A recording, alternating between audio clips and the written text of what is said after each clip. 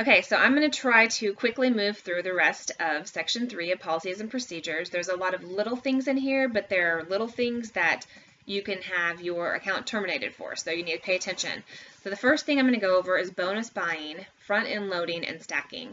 So bonus buying would be if you offered to buy a kit for someone as a gift, but you got their social security number, so you go in, you purchase it, everything, you sign them up for an account.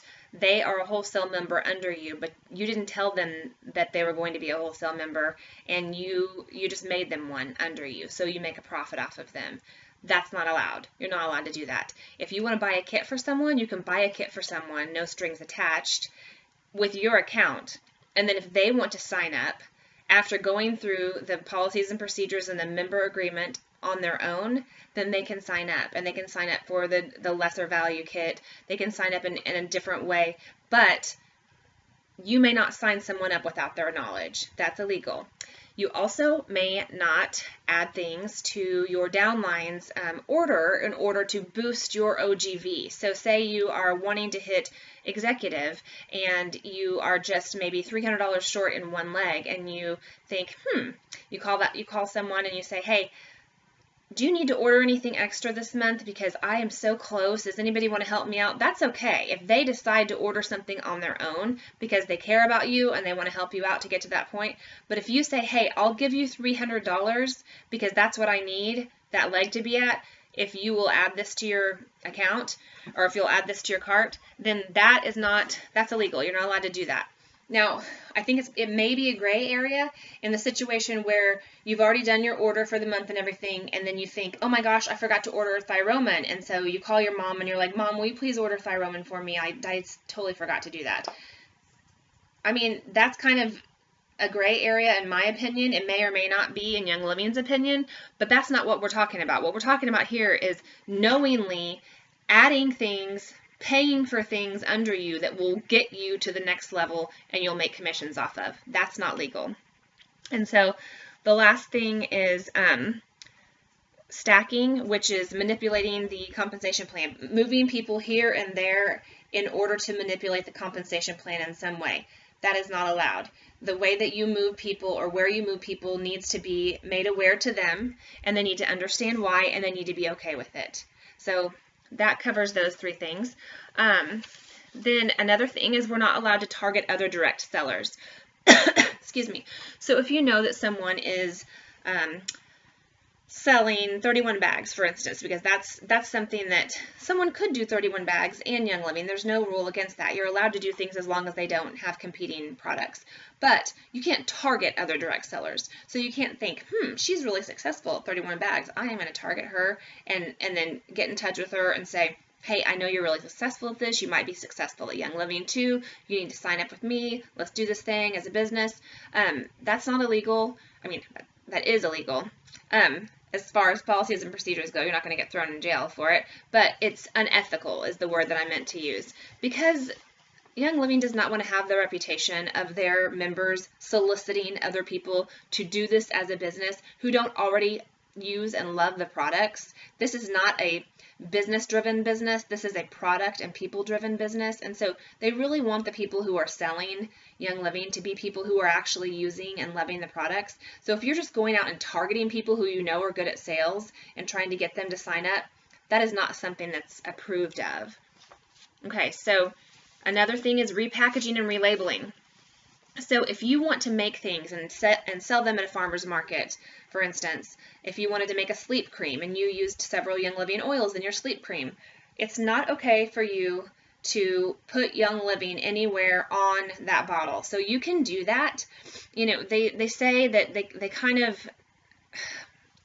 they're hesitant to give, you know, their full approval of doing that because there's so many different things that can happen in the creation of these products. So if you make a sleep cream and some kind of bacteria gets in there because you didn't sterilize the jar, or you had dirty hands whenever you touched it or something like that, and then the oils are in there, they could be kind of held responsible for that because somebody could have a skin reaction because of some bacteria that was introduced in another way.